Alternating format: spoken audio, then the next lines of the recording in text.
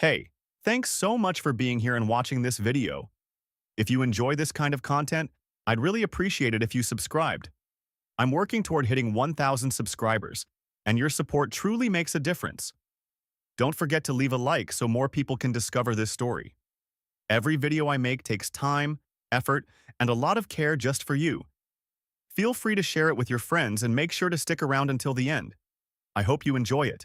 My sister mocked my idea right at the family table, calling it a joke, and everyone around laughed, but as soon as news of the buyout broke, they were already knocking on my door. The moment didn't fade when the laughter stopped. It sharpened. It settled into something permanent, like a crack you can't unsee once it forms. My name is Victoria Lawson. I'm 32, and the night my family laughed at my invention didn't just hurt. It rearranged something fundamental in me. It was the exact second I stopped trying to be understood by people who only valued me when I stayed small enough to fit their expectations. I had invited them over because for once I believed I had something real. Not an idea, not a half-finished concept. Something built. Something tested. Something that worked.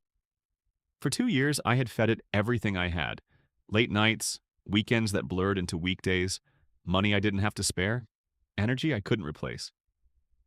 It sat on my kitchen counter under a clean white cloth, unassuming, almost forgettable at first glance. But I knew what it could do. I knew what it meant. The apartment smelled like roasted chicken and garlic, warm and familiar, the kind of setting where people feel safe enough to be careless. Forks scraped against plates.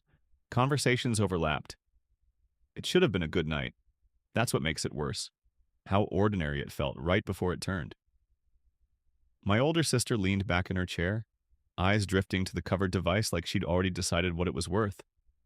Then that smirk, the one she always wore when she thought she was about to remind me of my place. "That gadget of yours is a joke," she said, almost casually. "Nobody's buying it. You're better off sticking with your regular job, little sister." The table didn't hesitate. Laughter hit all at once, loud, unfiltered, genuine. Not polite, not hesitant. The kind of laughter that fills space completely, leaving no room for correction. It wasn't just her anymore. It was all of them, agreeing without saying it outright. "You're not serious. You're not capable. You're entertainment." I felt it physically, like heat rising under my skin, but I didn't react. No defense, no explanation, no desperate attempt to justify the work. I stood there, one hand pressed against the counter, and let it happen. Because moments like that don't just pass, they brand you. Right there in my own dining room, surrounded by people who had watched me grow up, I understood something I hadn't been willing to admit before. They didn't see me, not really, and they didn't expect to. So I made a promise. Quiet, internal, absolute. I didn't sleep, not even close. After they left, I moved through the apartment like a machine, cleaning plates, sealing leftovers I couldn't taste, wiping the same spotless counter over and over until my hands felt raw. And the whole time, her voice kept looping. "A joke. Nobody's buying it. Stick to your regular job." At first, it stung. A tight, suffocating kind of humiliation. But somewhere around 3 in the morning, something shifted. The words stopped sounding like insults. They started sounding like instructions. Build faster. Work harder. Win so completely they never dare laugh again. My invention wasn't flashy. It wasn't designed to impress people in a room like that. It was a compact pet monitoring system, subtle, precise, built to detect changes most owners miss. Stress patterns, temperature fluctuations, hydration shifts, behavioral anomalies that signal something's wrong before it becomes obvious. People love their pets, but love isn't data. Love doesn't always catch danger early enough. I wanted to close that gap, something small enough for everyday use. Quiet enough to blend into routine. Smart enough to see what human attention overlooks. It wasn't the kind of thing that earns applause at a dinner table. It was the kind of thing that matters later, after someone else validates it. After someone wealthier, louder, more credible says it's important. By sunrise, my apartment didn't look like a home anymore. It looked like a pressure chamber. Notes covered the walls. Diagrams overlapped each other. Old test logs resurfaced, marked, remarked. Components spread across every flat surface. Whiteboards leaned at unstable angles. Coffee went cold untouched. My cat navigated through wires and battery packs like she was inspecting a disaster she expected to worsen. I didn't slow down. Balance stopped being relevant. I wasn't trying to feel okay, I was trying to finish. A week in, the cracks started to show, not in the idea, in the execution speed. I could push, but I couldn't compress time. And I knew if I didn't accelerate, doubt would catch up. It always does. So I called the one person I trusted to push back without enjoying it. Nicholas Carter. We'd known each other since college. He was the rare kind of intelligent that didn't need to prove itself out loud. No theatrics, no ego performance, just precision. We met at a coffee shop off a busy street, the kind of place where nobody listens but everyone notices. I gave him the condensed version, the family dinner, the prototype instability, the urgency. I didn't dramatize it, I didn't need to. He didn't say yes. He just watched me for a second, like he was measuring something I hadn't said. Then he started asking questions, not surface-level ones, structural ones. Manufacturing cost, long-term stability, sensor drift, false positives, customer retention beyond novelty, patent exposure, scalability under real-world usage. Each question landed heavier than the last. Not dismissive, worse. Precise. And then he paused just long enough to make the silence noticeable. Why now? He asked quietly. Not why the product, not why the idea. Why now? I held his gaze for a second longer than comfortable. Because if I answered that honestly, if I said what was actually driving me, it would change the entire direction of the conversation. And I wasn't sure yet if that was something I could afford. The line crossed before I noticed it, and once it did, there was no walking it back. His voice stayed calm. Mine didn't. I could hear it sharpening, tightening under pressure, but I didn't care anymore. The embarrassment was gone, burned out, replaced by something more focused, more dangerous. I wasn't trying to explain the idea anymore. I was defending it like it had already been attacked. Nicholas watched the shift happen without interrupting. Then he leaned back slightly, studying me in a way that felt less like support and more like assessment. Okay, he said finally.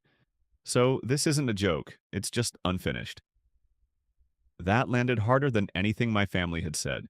Not because it hurt, but because it didn't. The next morning we started, and then everything else disappeared. For nearly 2 weeks, my life compressed into a single loop. Code, solder, calibration, battery cycles, casing revisions, failed data pulls, resets, rebuilds. Hours stopped feeling distinct. Meals blurred into interruptions. Sleep became optional, then inconvenient, then irrelevant. Fatigue didn't hit all at once, it crept in. Edges softened. Time stretched strangely. Some moments felt too long, others vanished entirely. And in the worst stretches, when something broke for the third time in an hour, when numbers refused to stabilize, I'd catch flashes of the future. Not hopeful ones, not clean ones. My sister scrolling past a business feature and stopping when she saw my name. Executives arguing over acquisition terms for the thing she dismissed in under 10 seconds. Her face, not shocked, not proud, just recalculating, trying to adjust too late. The image stayed longer than it should have. It wasn't noble, it wasn't even healthy. But it worked, because revenge doesn't start loud. It doesn't need speeches or confrontation. Sometimes it starts quietly, with discipline, with restraint, with someone standing barefoot in an old sweatshirt at 2:07 a.m., staring at a circuit board like it owes them something, and deciding that being underestimated isn't a weakness anymore.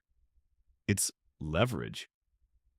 Every night, if I let myself sleep at all, I ask the same question, over and over, until it stopped feeling like a question and started sounding like a threshold. How far was I willing to go? By the end of the second week, I already knew. Far enough that apologies wouldn't matter anymore.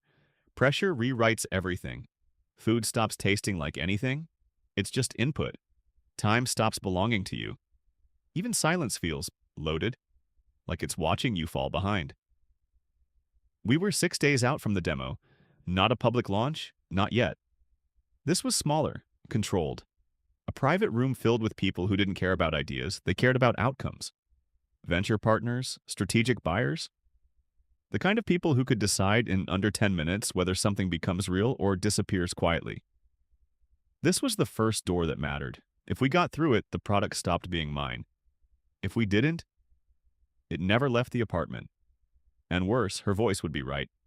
Not loud, not repeated. Just sitting there, validated. I couldn't accept that version of reality. The closer we got, the worse everything behaved. Battery instability we thought we'd fixed came back in new patterns. Data lag showed up inconsistently, impossible to isolate cleanly. Sensor readings fluctuated just enough to be useless. One version overheated after 8 minutes. Another delivered data that looked perfect until you realized it meant nothing. Every fix uncovered something else underneath. It wasn't dramatic. That's what made it worse. No single failure, just erosion. At 2:03 a.m. on Thursday, it broke completely. The test display went black. Not a flicker, not a reset, just gone. Nicholas stared at it. No reaction. No immediate movement. I watched him instead of the screen. He exhaled slowly, then said very evenly, "We may need to postpone." I laughed once. Sharp, empty. "Postpone for what?" I asked. "So I can call my family and tell them they were right. Just early?" He dragged both hands over his face, slower this time. "This isn't about pride." "It is exactly about pride." The words came out faster than I expected. Tighter. "It's about every person in that room deciding I was cute for trying. It's about what happens if I let that version of me stay real." He didn't push back. That's what he does when the line's already been crossed, when logic stops being the driving force. He just nodded once, turned back to the system, and reopened diagnostics. Adjusted. Worked. Around 3:15, something in me snapped into place. Not louder, just clearer. I picked up my phone, scrolled, found the clip. I had recorded it without thinking that night. Just a few seconds. I wanted footage of the prototype sitting on the table before I revealed it. Instead, I got her. The smirk, the exact words, the laughter right behind it. I watched it once. Then again. No sound the third time. Then I sent it. One line underneath. "Keep this. You'll want to remember what you said before the numbers come out." I set the phone down like it didn't matter. 10 minutes later, viewed. 2 minutes after that, my screen lit up. Her name. Then again. Then again. I didn't touch it. Nicholas glanced over just enough to notice. "What did you do?" I didn't look up. "I set a clock," I said. "For her." He didn't ask anything else. Something shifted after that. Not dramatic, not visible, but cleaner. We stopped trying to rescue everything. That was the mistake, trying to prove too much at once. 7 features, 7 failure points. We cut it down, stripped it to the core. One function, the strongest one. Early detection, clean signal, reliable alert, no extras. No promises we couldn't guarantee. We rewrote the system logic, simplified the data flow, isolated what worked and ignored what didn't. The pitch changed too. Not a vision of the future, just proof. Tight. Controlled. Undeniable. And for the first time in days, the system didn't fight us back. It responded. Quietly, consistently. Almost like it had been waiting for us to stop overreaching. Nicholas leaned back slightly, watching the output stabilize. No smile, just a small shift in posture. And then, without looking at me, "Now," he said, "it's dangerous." It didn't just hold together, it sharpened into something that could cut. Leaner, smarter, stripped of everything unnecessary. And because of that, it became dangerous in a way the earlier versions never were. Not loud, not flashy, just effective. The kind of thing that doesn't ask for attention but forces it anyway. At 5:40 a.m., the system completed a full cycle. No interruptions, no drift, no failure. Then it did it again. And again. Nicholas exhaled slowly, the kind of breath that doesn't signal relief so much as survival, like he'd been holding something back for hours and finally let it go. I didn't move, didn't celebrate, didn't even sit down. I just stood there staring at the screen, too tired to feel anything clean, too wired to shut down, but something had shifted. For the first time since that dinner, I wasn't replaying her laughter. I was picturing something else. Her not speaking, not reacting, not knowing what to say. That image stayed longer than the others. Silence isn't neutral, it's what happens when certainty collapses. The day before the demo, my phone lit up. Her name. I let it sit there for a second before opening it. "You're taking this way too personally," I read it once. Then again. And then I smiled. That line. It always comes at the same moment, right when someone realizes the consequence might be bigger than they expected. When the damage they caused starts circling back, and suddenly it's inconvenient. I typed one sentence. "No, I'm just finishing what you started." I didn't wait for a reply. The demo was in Palo Alto in one of those private event spaces that feels designed more for decisions than for people. Glass walls, soft lighting. Everything curated to look effortless, temporary. Like success was something you could rent for an afternoon. The kind of room where voices stay low but outcomes don't. Nicholas carried the prototype case like it mattered, which it did. Not physically, but close enough. One failure in that room and everything we built would collapse inward. One strong showing and it would move faster than either of us could control. I dressed deliberately. Dark blazer, low heels.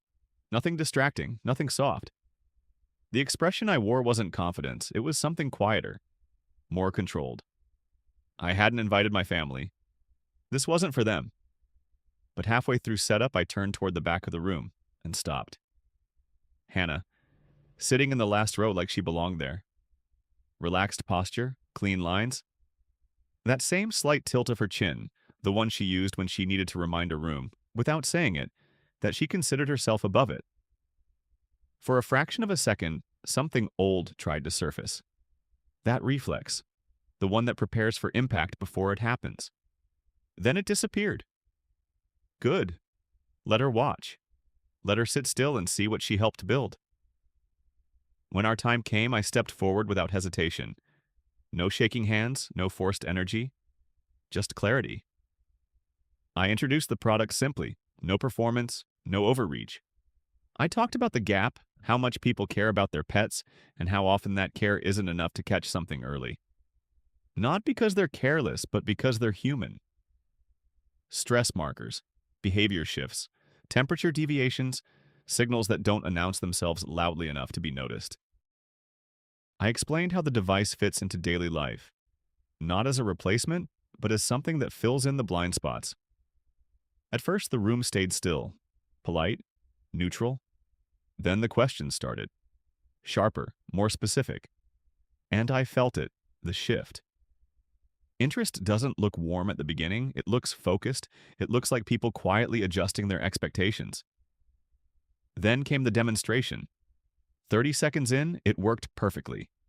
Clean data, stable interface, everything aligned, and then the screen froze. No warning, no transition. Just stopped. The cold hit fast, not panic, something tighter, more precise. I heard a chair move, saw Nicholas shift slightly in my peripheral vision, and in the back, Hannah, watching.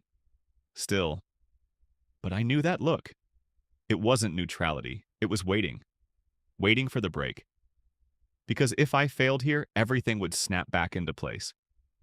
The version of me she understood. The hierarchy she never questioned. And suddenly, all of it, the dinner, the laughter, the quiet dismissals, compressed into one point. I stepped forward. No hesitation.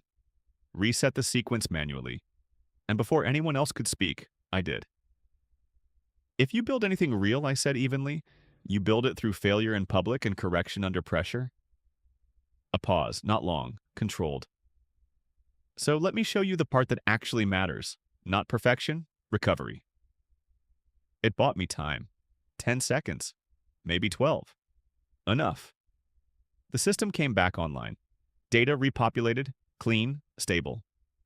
Then the alert triggered exactly where it needed to. Not early, not late, precise. One of the investors leaned forward. Another stopped writing entirely. The room shifted again, but this time it held. Not relief, recognition. I finished without rushing, stronger than I started, and then, without planning it, without overthinking it, I let my gaze drift to the back row, to her, and I smiled. This product, I said, voice steady, is for anyone who's ever been told their idea was too small, too strange, or too easy to dismiss. A slight pause, not for effect, for alignment. Sometimes the joke isn't the invention. I held it there just long enough. Sometimes the joke is the person who decides too early that it won't matter. And for the first time since she walked into that room, she didn't move. The shift didn't announce itself, but everyone felt it. Not in applause, not in noise. In proximity. In the way people started moving closer, faster, like something in the room had quietly recalibrated. Nobody there knew the full story. Hannah did. And I saw it, the exact second it reached her. Not outrage, not embarrassment. Something thinner, more precise. A fracture. The first visible crack in certainty that had never been questioned before. When the session ended, they didn't hesitate. They came straight toward us. Questions layered over each other. Due diligence, licensing, competitive edge, rollout timing, acquisition structure. The language of people who don't admire things, they assess them, measure them, decide what they're worth. And in that moment, for the first time in my life, I wasn't being evaluated as a person.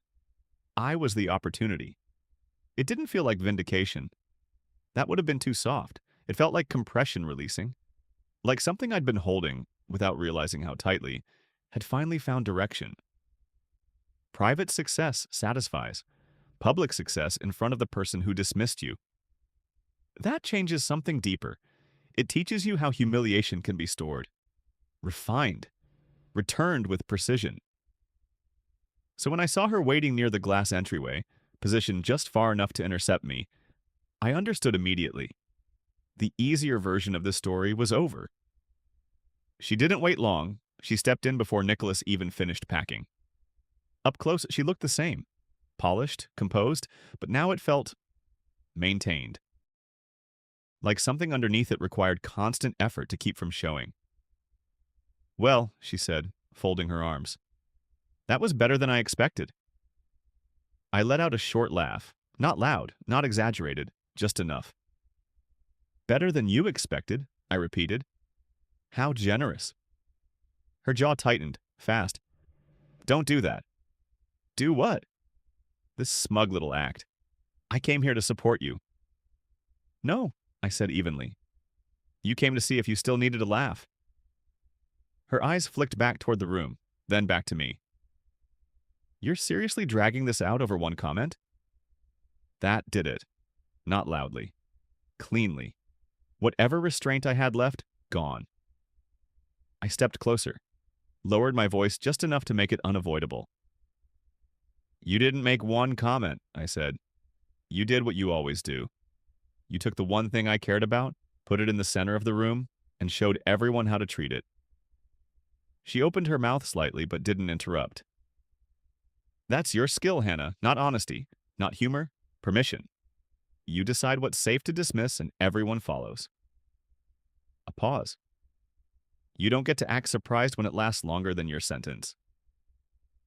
For the first time, something real crossed her face. Not irritation, calculation. "Victoria," she said carefully, "you're being dramatic." I didn't answer right away. I just reached for my phone, unlocked it, turned the screen toward her. An email thread, recent, active. Someone in the room had recognized her name. Brand strategy, pet tech, a company that had hesitated, missed timing on something adjacent to what I had just demonstrated. Then someone asked questions. Then someone else connected it. And then context started moving. It doesn't stop once it starts. Not in rooms like that. Not with people like that. And somewhere in that chain, the clip had surfaced. The dinner, Her words, the laughter, not sent by me, but no longer contained. She read it, once, then again, and I watched the color drain from her face. So quickly it almost felt unreal.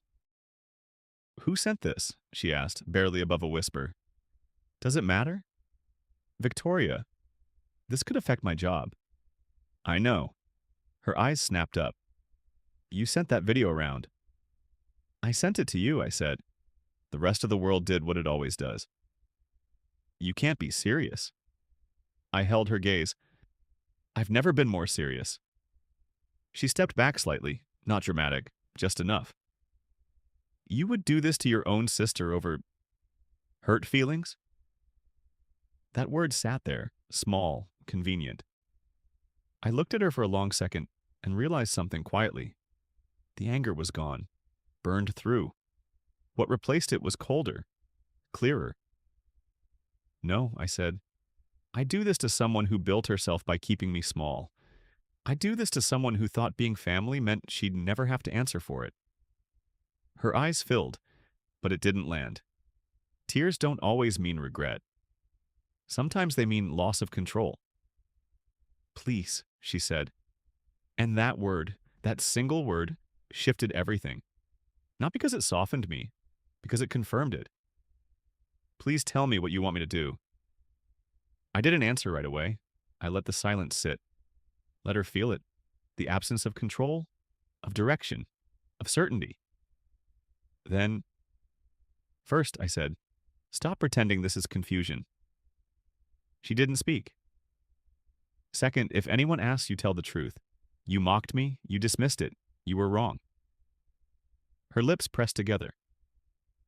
"Third, if this costs you something, you don't fight it." Her expression twisted. "That's cruel."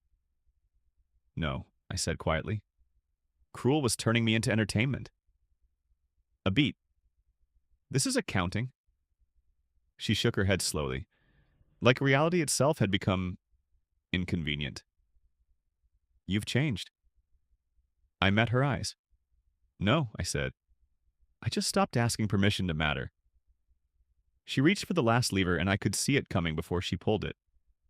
The old family weapon, cleaned up, rehearsed, used just enough times to sound like concern instead of control. "Mom and Dad are going to be devastated if they find out you're doing this." I smiled. Not wide, not warm, just enough. And something in that expression made her hesitate in a way anger never had. "Then maybe," I said quietly, "they should have said something while you were laughing." That landed harder than anything else. Not because it was louder, because it was true in a way she couldn't redirect. She didn't argue, didn't escalate. She just left. No dramatic exit, no final remark. Just a retreat she didn't have the language to admit. And the strange part was, it didn't feel like victory. Not yet. It felt like a first payment. Something small against something older. Because inside that room, things had already moved past admiration. No one cared about the story. They cared about access. Was the product available, or was someone else about to take it off the table? The next 3 weeks didn't unfold. They accelerated. Legal calls stacked on top of valuation meetings. Product diligence turned into market positioning, then competitive analysis, then risk assessment, then acquisition structure. Everything blurred into documents, red lines, summaries, clarifications. Nicholas and I stopped pretending there was a normal life outside of it. Meals became interruptions again. Messages went unanswered. Sleep, optional. We lived inside a narrowing tunnel, and at the end of it wasn't validation. It was leverage. One group wanted licensing, another wanted majority control. Keep me visible, keep me contained. But the third, they didn't waste time. Quieter, faster, cleaner, full buyout, retention incentives, expansion already mapped. Terms that made one thing clear: they understood exactly what first position in this category meant. They weren't buying a product. They were closing a door behind them. I kept communication with my family minimal. My mother sent soft messages, careful, vague, about healing. My father left a voicemail about humility. I listened to it twice. Not for meaning, for contrast. Hannah stayed silent for a few days. Then the market did what it always does. It started talking. A small industry newsletter picked it up first, then a niche Substack. Then a photo from the demo began circulating in the right circles, the ones that matter without announcing themselves. And then it reached her world. Internal review, triggered by the same thing she had dismissed in seconds. The clip, the context, the timing. I didn't have to push it. Once information enters the right system, it moves on its own. She called from an unknown number. I answered. Not because I was curious, because I wasn't anymore. Did you know I'm suspended? She said. No greeting. I closed my laptop slowly. Temporarily under review, I said. You think this is funny? No, I said. I think it's educational. A pause. Tighter this time. Victoria, I could lose everything. That sentence hung there. Different now, weightier, because it finally belonged to her. It sounds different, I said, when it's happening to you. She started crying, and this time it wasn't clean, not controlled, not shaped, it broke. I made one mistake. No, I said quietly. You made a pattern. Silence. This is just the first time it came due. 2 days later, my parents asked me to dinner. I almost declined. Then I realized I wanted to see it. What regret looks like when it arrives late, when it shows up attached to consequences instead of empathy. We met at one of their usual places, the kind of restaurant they chose when they wanted to appear unified. Hannah was already there, and for the first time in years, she didn't look untouchable. No armor, no polish, minimal makeup, eyes swollen, shoulders slightly folded inward, smaller. And the truth, the uncomfortable one, was that I noticed. Not because I enjoyed it, because I recognized it. The absence of control. Dinner moved stiffly. My mother spoke in careful phrases: hurt, misunderstanding, family. My father asked measured questions about how far this needed to go. Hannah barely touched her plate. Then finally, she looked up and asked the question that had been sitting there all night. Do you want me to lose my job? Silence filled the space immediately. No one moved. I let it sit. Let it settle. Then I answered. Did you want me to lose my dream? She flinched, sharp enough that my mother inhaled. I didn't think, Hannah started. Exactly, I said, cutting in. You didn't think. My voice stayed even. No edge, no volume, which made it worse. You didn't think when you mocked me. You didn't think when you showed everyone else how to treat it. A pause. You didn't think because you assumed I'd absorb it. Her eyes dropped. You assumed my silence meant permission. Something had already been set in motion, and none of them could stop it now, not even by standing on my porch like this. The boundary didn't blur. It locked into place. My name, my mother said gently, like I was the one going too far, like I was the one introducing discomfort into something that was supposed to stay smooth. Maybe I was, but I'd learned something they hadn't. Peace that depends on one person. Constantly absorbing humiliation isn't peace. It's maintenance.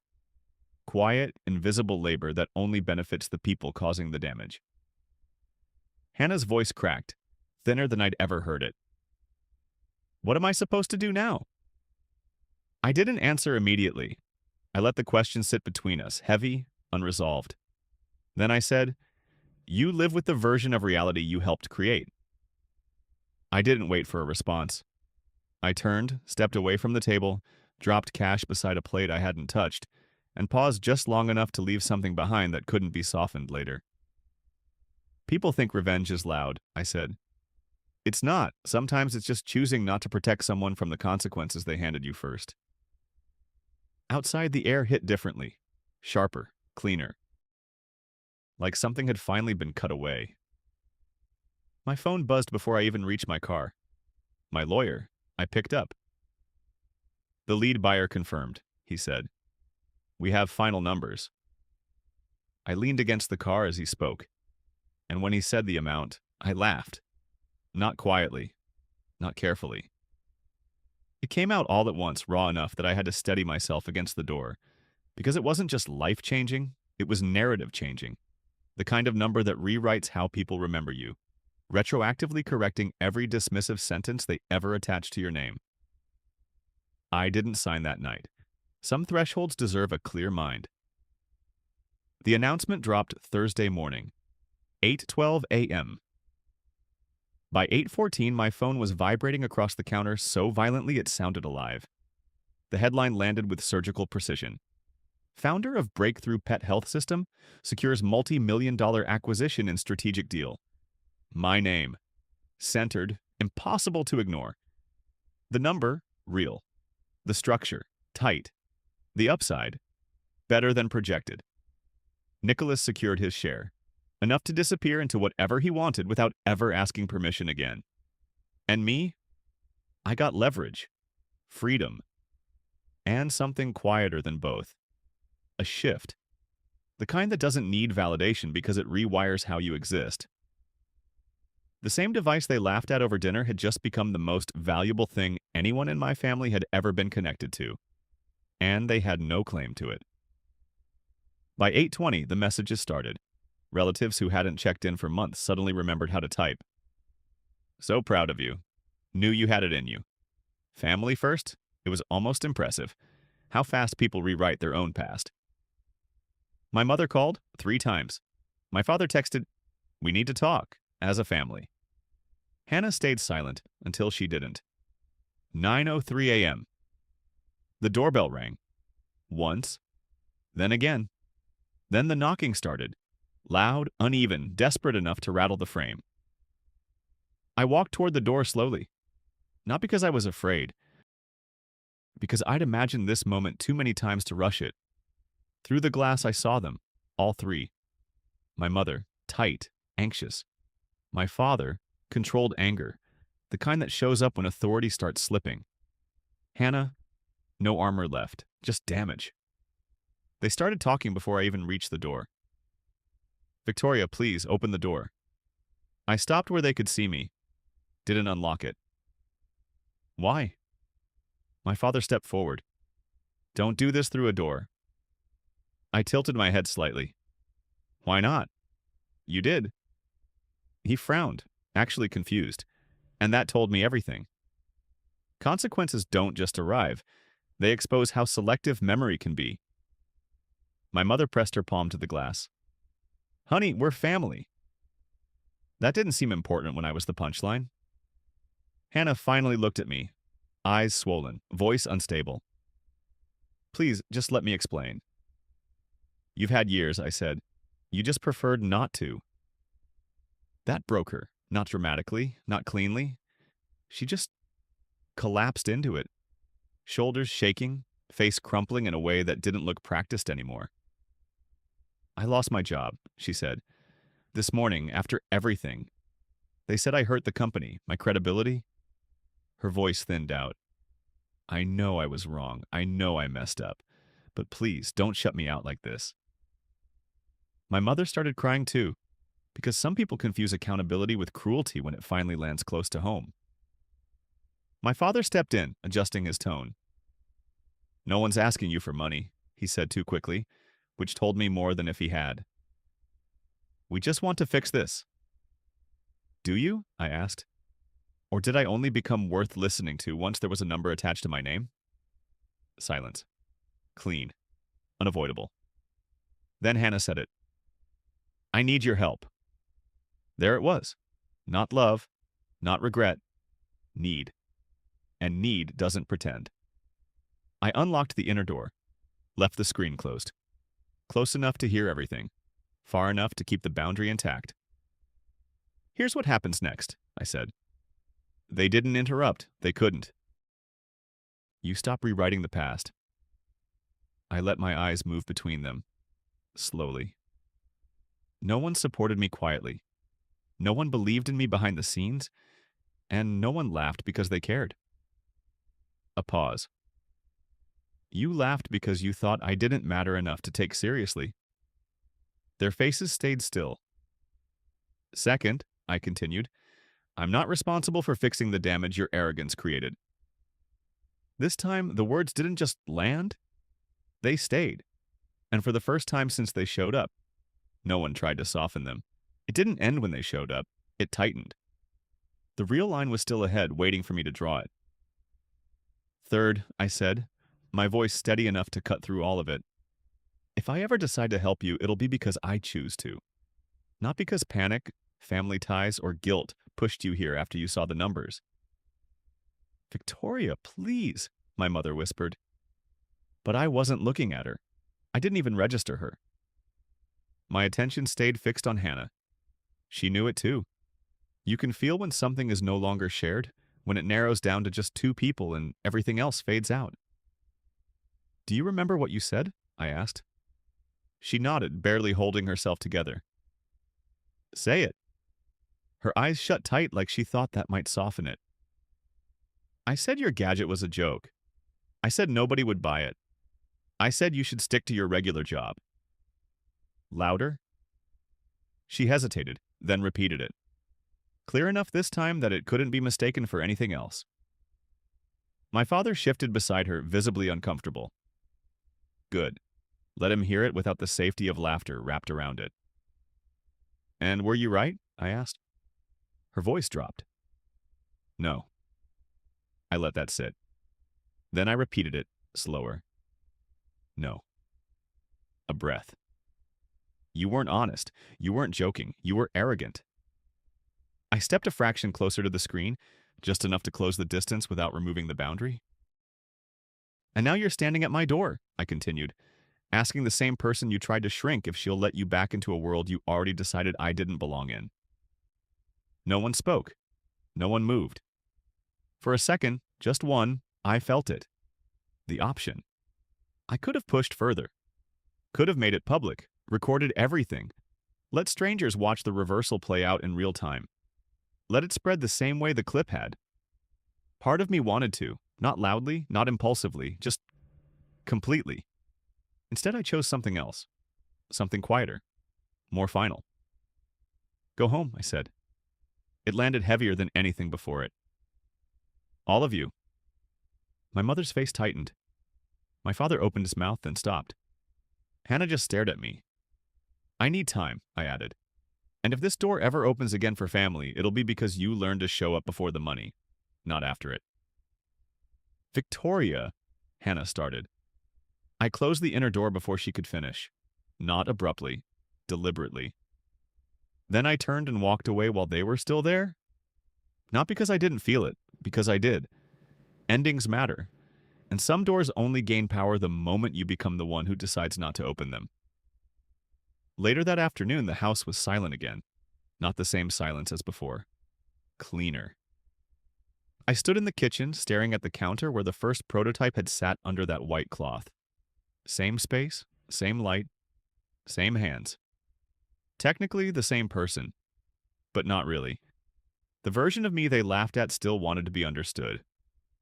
This version didn't need it. Dreams aren't jokes. Not when they cost you sleep. Not when they demand obsession. Not when they take your money, your time, your energy, pieces of your life no one else volunteered to give. And when the people closest to you decide to laugh at what you're building, let them. Let them speak too soon. Let them misunderstand. Let them confuse your silence with weakness and your patience with surrender. Because there is a moment, quiet, precise, unavoidable, when everything flips. And there's no sound quite like it, except maybe one. The sound of fists hitting your front door. After the deal is public. After the numbers are real. After it's already too late. And in that moment, they realize something they can't undo. The person they dismissed is now the one deciding who gets access and who doesn't.